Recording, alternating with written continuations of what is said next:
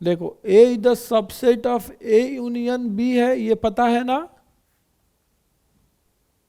And B the subset of A union B, ये भी मालूम है।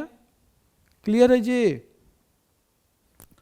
तो यहां से क्या होगा आपका, probability of A less than equal to probability of A union B by monotonic nature, ठीक है। Similarly probability of B less than equal to probability of A union B, तो आपको बतलाना है कि probability of A union B किससे greater होगा।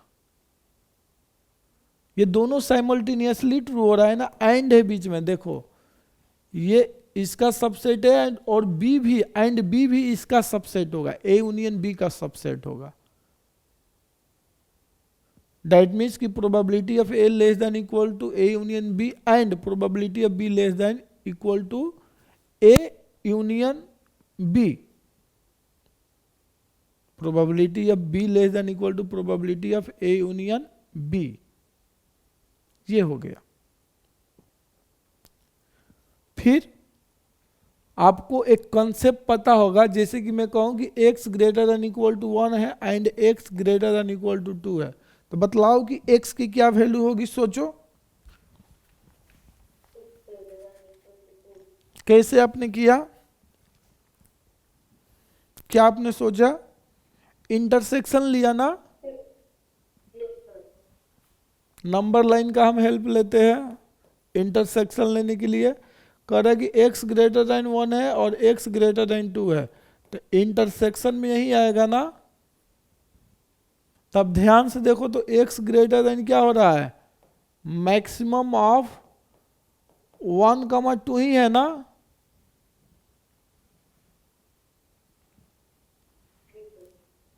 तो सेम चीज यहां भी लिख दो। यदि आप इसको यदि आप x मान लो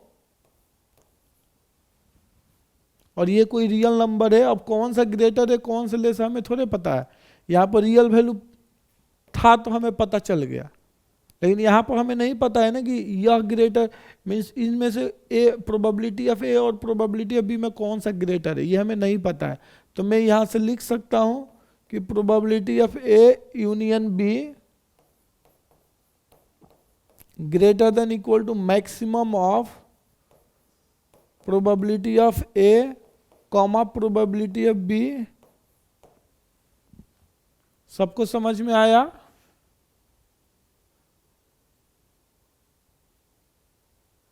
क्योंकि दोनों एक साथ ट्रू है।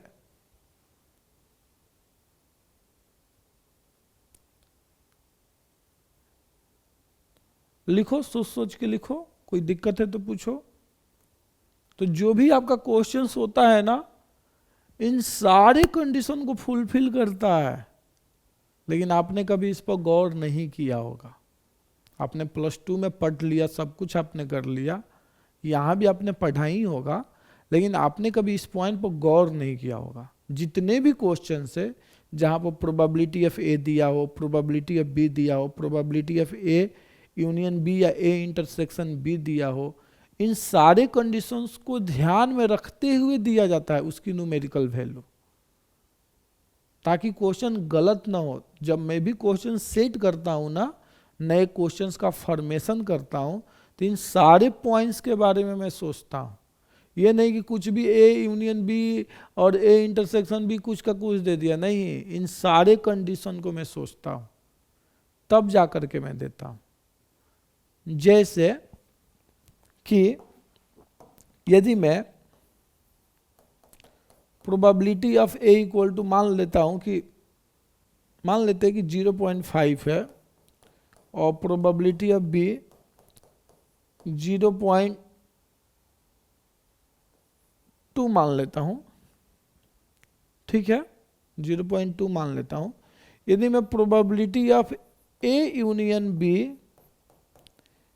Probability of A union B यदि मैं 0.4 या 0.3 कुछ भी दे दूं, तो यह गलत है। ऐसा केस पॉसिबल ही नहीं है, this is impossible.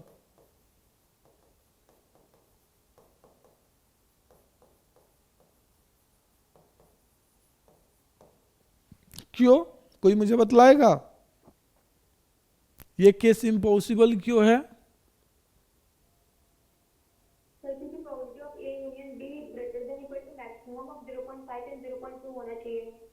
That means कि ग्रेटर देन 0.5 होगा।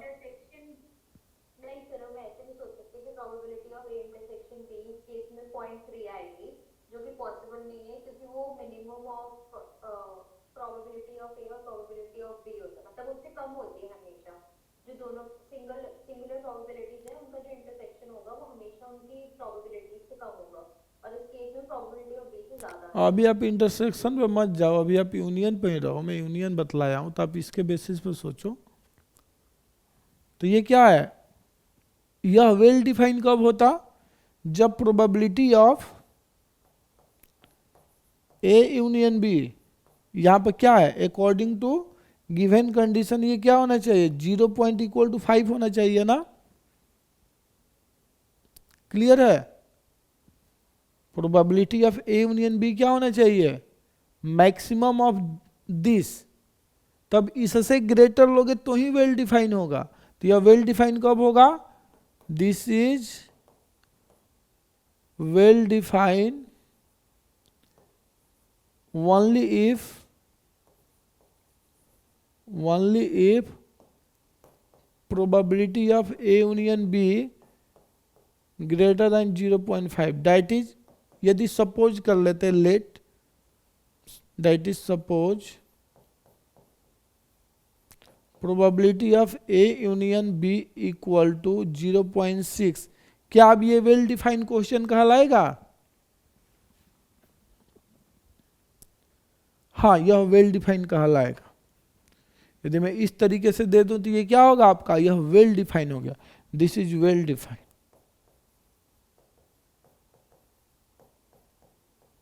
एंड एक साथ सबका combination, this is well define.